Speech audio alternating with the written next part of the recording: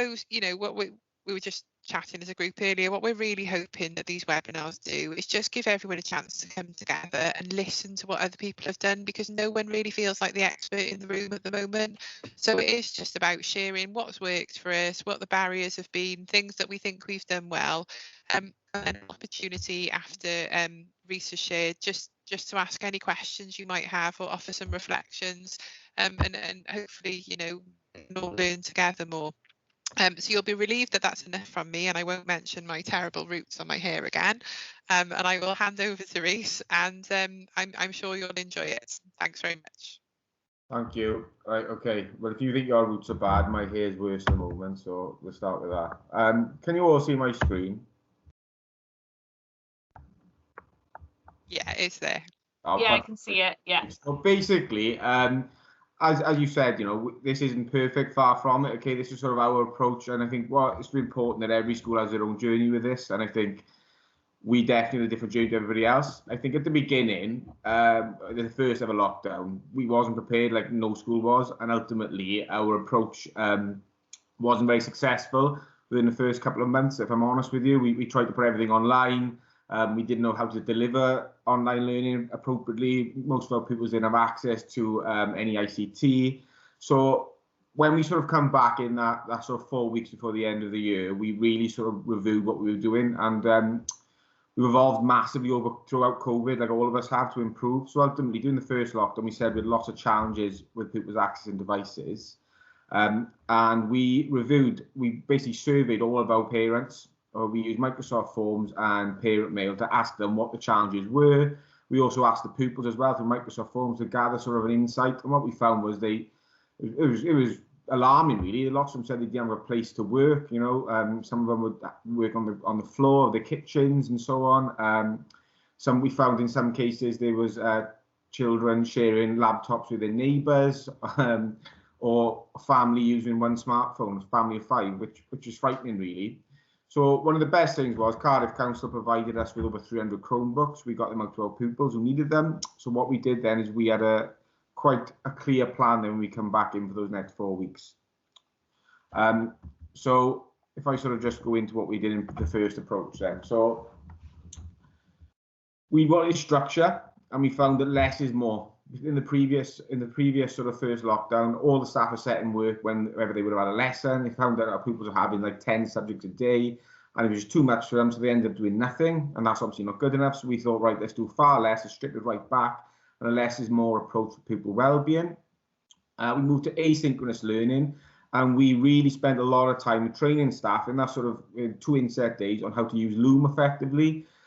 So we had staff making those detailed PowerPoints where they were explaining their subjects, and obviously trying to get that love of that subject over to the pupils. Before that, it was more of a case of do this worksheet or look at this PowerPoint, work your way through it, or maybe a YouTube clip.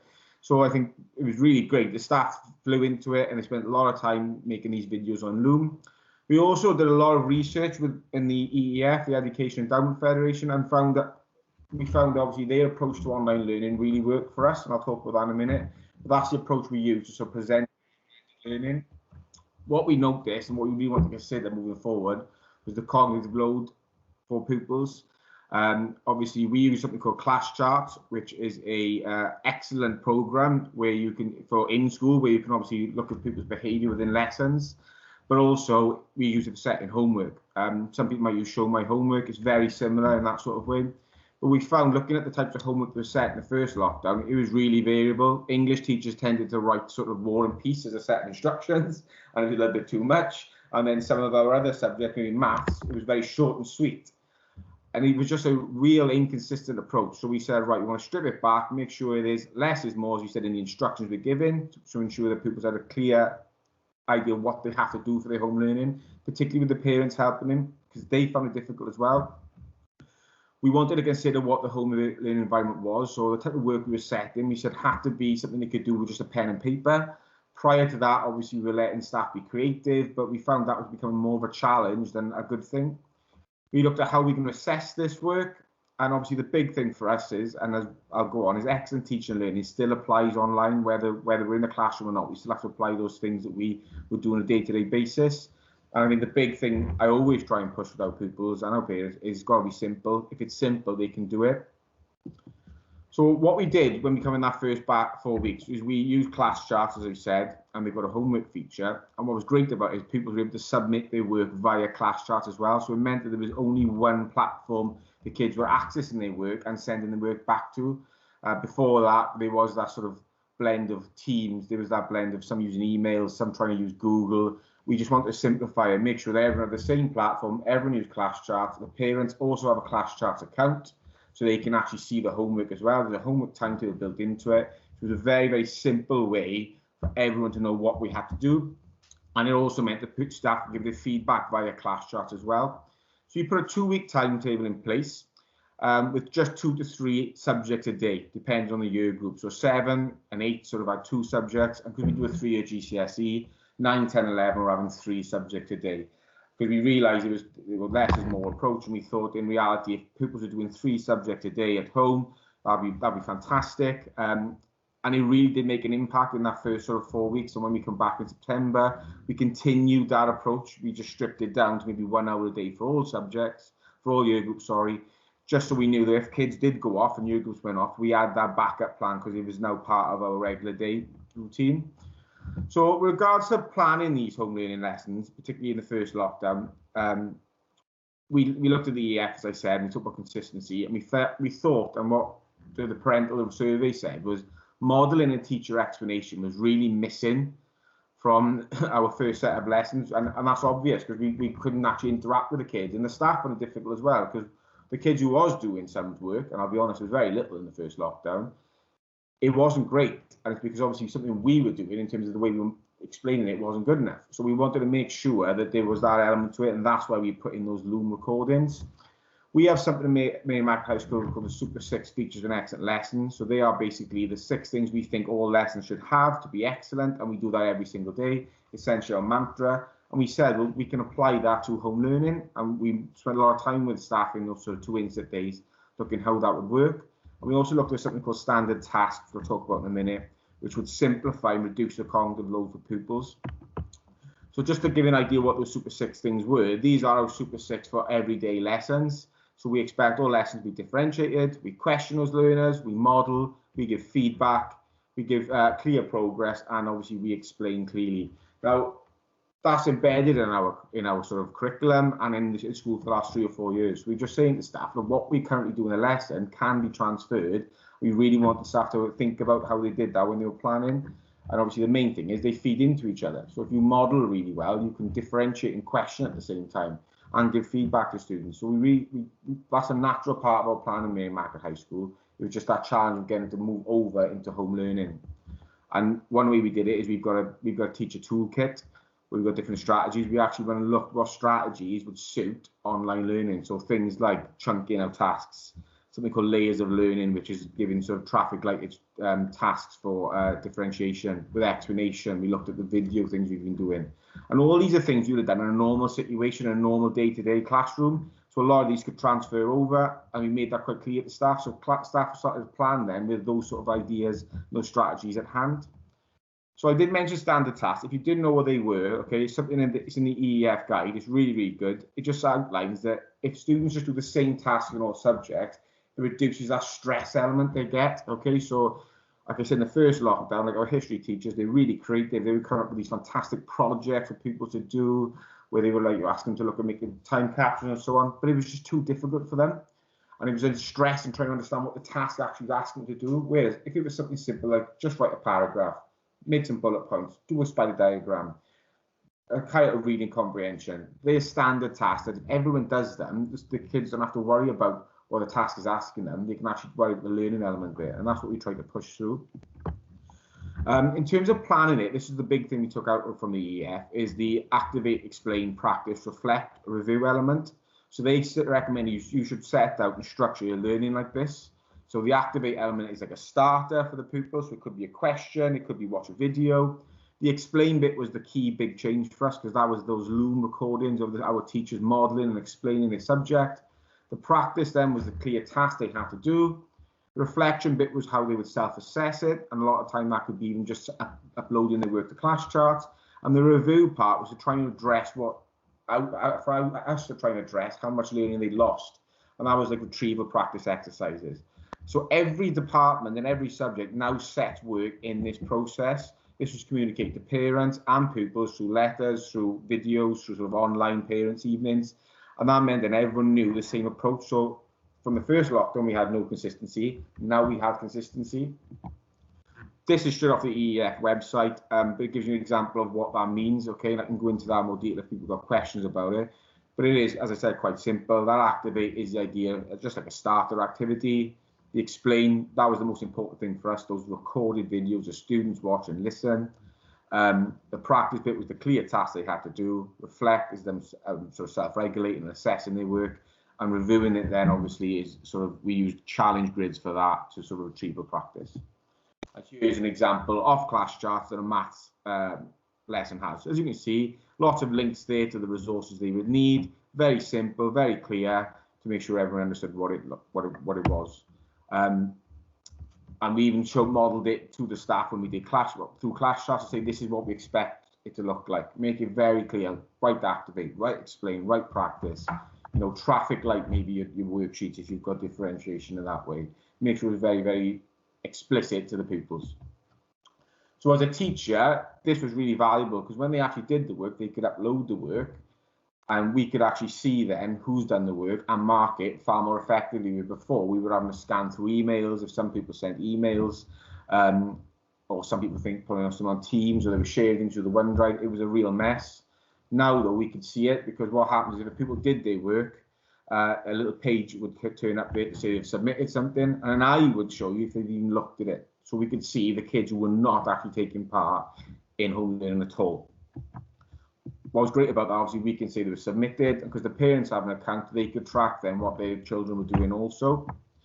And as a teacher, you could give feedback on the resources they've actually provided with you. So if they uploaded some work, you could press leave feedback, type it out what you thought was good, and have that communication back and forth with that pupil. Up like that, then we would see the speech bubble there to show the feedback being given. What's great about this for me as a sort of assistant teacher overlooking all this is to see that I could actually, this class charts allows me to see the percentage and who are actually doing it. You can run reports within this program to see who's looking at their work, what percentage is actually uploading their work, and I can dig down to the specific people if I need to as well. So we did that up until sort of Christmas, but when we were back in school, we realised, you know, that this isn't perfect either. And when we were back in school, the people struggled with still doing home learning and doing with their learning when they were in school, particularly when they were going off for those sort of isolation periods. So we looked at a new method then.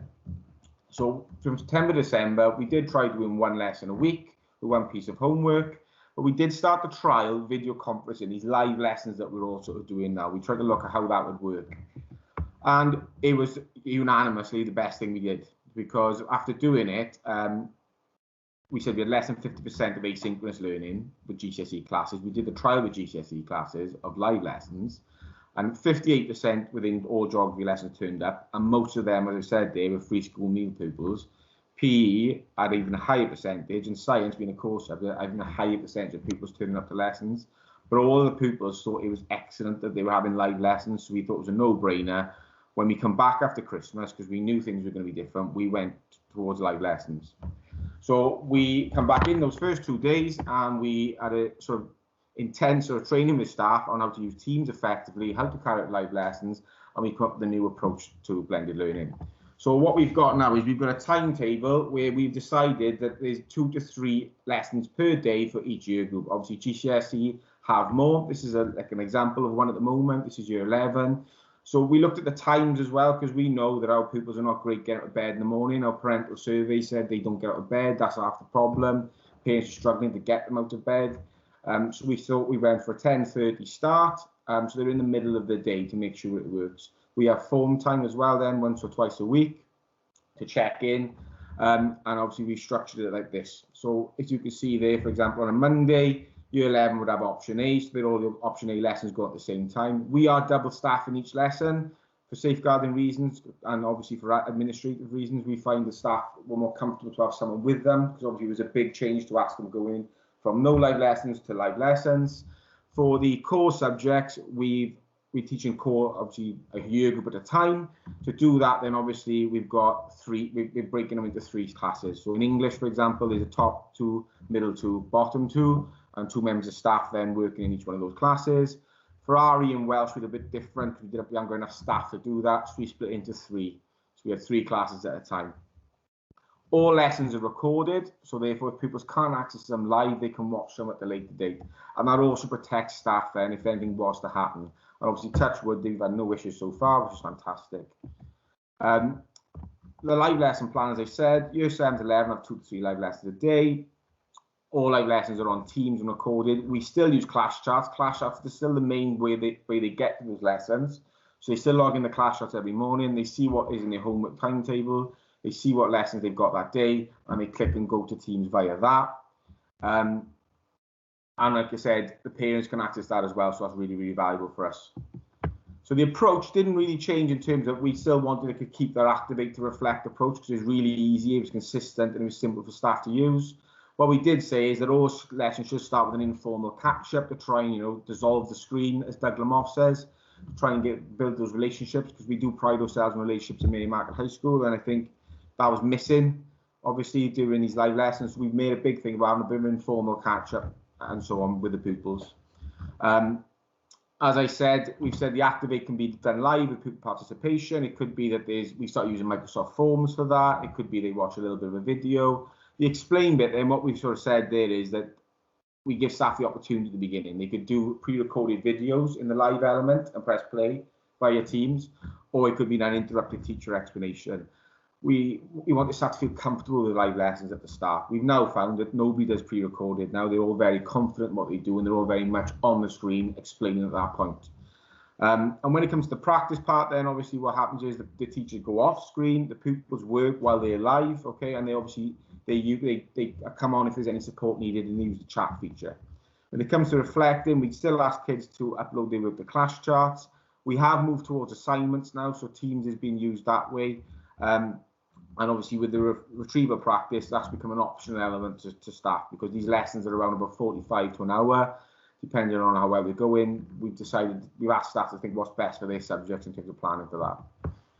What we did do then to make it even easier for staff and a consistent approach is we did come up with a sort of a PowerPoint that everyone could use, okay? And it was up to them. We didn't say they had to, but a lot of staff actually found this was really useful. So we said, we want to keep those good things that we do in our normal day-to-day. So why not have retrieval practice starter, which we always encourage. So we give them a template to them, which they could edit to suit them with timers on there. Our learning objective approach. We've got a consistent approach across the school where all lessons start with a big objective. And then we have 1 to 3 success criteria based on that, which are normally traffic lighted. So we said, use this. We put in the practice slide to make it really explicit for the pupils and the staff. And obviously when it comes to sort of the examples that we give them as well from PE to show them. We also then looked at our Super 6, and our DCF coordinator actually made a DCF specific one, okay, to help staff with their planning, things they could actually do to differentiate, to make it really explicit for them. So we wanted to make it as simple as possible for staff when they move in towards this new way of working, because it was stressful and it was a challenge for a lot of staff. And I think the one thing we've got out of COVID is our staff's DCF skills have gone through the roof, and it's fantastic to see. So in terms of pupil expectations, what we thought in terms of behaviour, we actually took this from Cardiff High School, shared it within our SIG, because what they said we thought was really true. We wanted all pupils to attend. We wanted a reg to be taken. We come up with a spreadsheet to do that, and that's why we have 2 people in a lesson. The admin sort of supports doing that. We made the behaviour quite clear. This was communicated to the parents what we expected. We did ask they were in a suitable location, obviously, and if possible, their camera could be on or off.